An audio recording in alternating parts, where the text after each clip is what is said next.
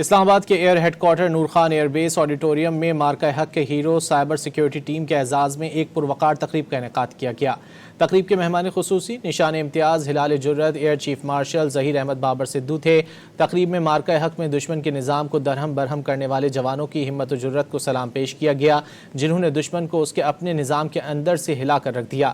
ان کے برق رفتار اور نہایت مؤثر سائبر حملوں نے بھارت کے بجلی، پیٹرولیم اور انرجی گرڈز کو مفلوج کر دیا، جبکہ حساس عسکری اور سرکاری تنصیبات سے اہم ڈیٹا حاصل کر کے دشمن کی صلاحیتوں کو شدید دھچکا پہنچایا۔